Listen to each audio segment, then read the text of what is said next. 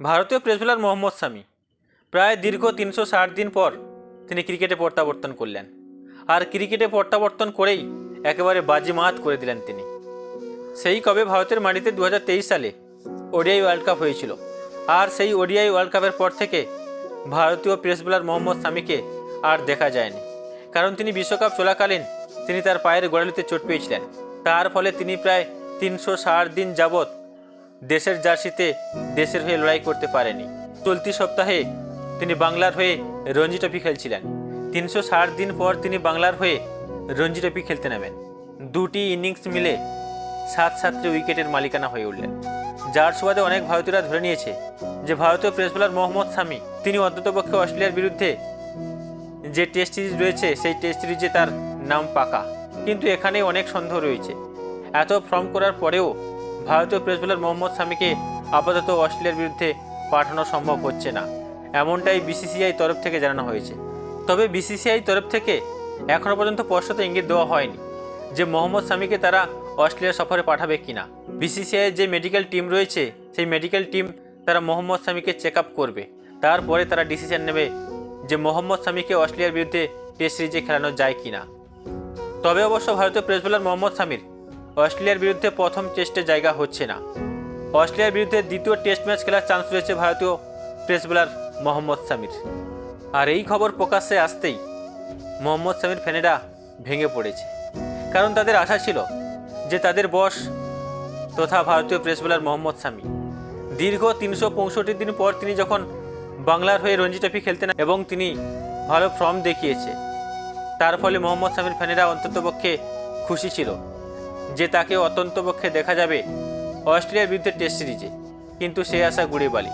অর্থাৎ ভারতীয় pace bowler Mohammad শামিকে আপাতত বিসিসিআই তরফ থেকে জানানো হয়েছে যে অস্ট্রেলিয়ার বিরুদ্ধে যে টেস্ট সিরিজ রয়েছে ভারতের সঙ্গে, সেই টেস্ট সিরিজে মোহাম্মদ শামির ফার্স্ট টেস্ট ম্যাচে আপাতত জায়গা হচ্ছে না।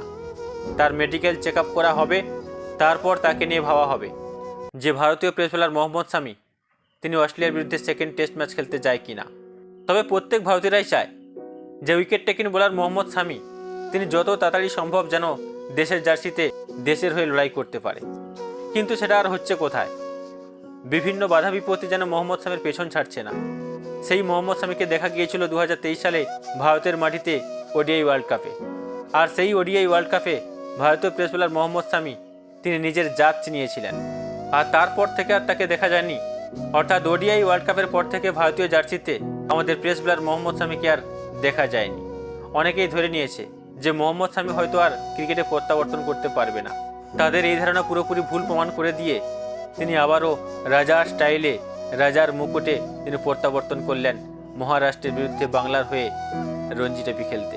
মহারাষ্ট্রের বিরুদ্ধে বাংলার হয়ে তিনি রঞ্জি ট্রফি খেলতে নামেন। আর সেই মহারাষ্ট্রের বিরুদ্ধে বাংলার হয়ে তিনি যখন রঞ্জি ট্রফি খেলতে নামলেন তখন তিনি একের পর এক রেকর্ড গড়ে ফেললেন। পরপর দুটি ইনিংসে তিনি ৭৭ উইকেটের মালিকানা হয়ে উঠলেন। তবে আমাদের প্রত্যেকের মনে হয় যে ভারতীয় পেস বোলার মোহাম্মদ শামিকে যে কোনোভাবে যেন যত তাড়াতাড়ি সম্ভব তাকে দলে ফেরানো হয়। কারণ এই মুহূর্তে ভারতীয়রা টেস্ট ম্যাচে ভালো রেজাল্ট করতে পারছে না। তারা একের পর এক টেস্ট সিরিজ হারছে। বিশেষ করে নিউজিল্যান্ডের কাছে ভারতীয়রা পরপর ৩টি টেস্ট সিরিজ তারা হেরেছে। তারপরে ভারতীয় টিম ম্যানেজমেন্টের কপালে চিন্তার ভাঁজ পড়েছে।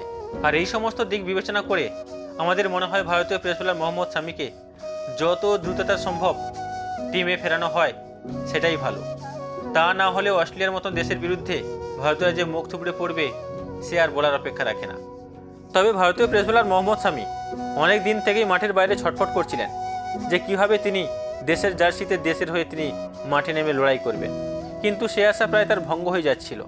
কারণ তিনি ২০২৩ সালে ভারতের মাটিতে ওডিআই ওয়ার্ল্ড কাপ খেলার পর তিনি তার পায়ের গোড়ালিতে ভীষণ চোট পেয়েছিলেন। তার সুবাদে প্রায় তাকে ৬ মাস যাবৎ বেড শয্যা হয়ে থাকতে হয়েছিল।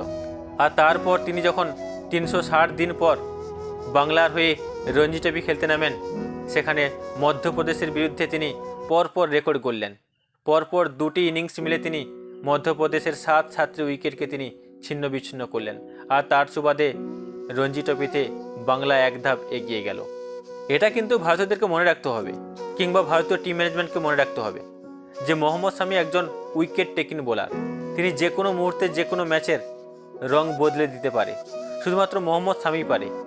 তাই যে কোনো মূল্যে ভারতীয় পেস বোলার মোহাম্মদ শামিকে যত দ্রুততা সম্ভব দলে ফেরানো যায় সেই দিয়ে কিন্তু ভারতীয় টিম ম্যানেজমেন্টকে চেষ্টা করে যেতে হবে।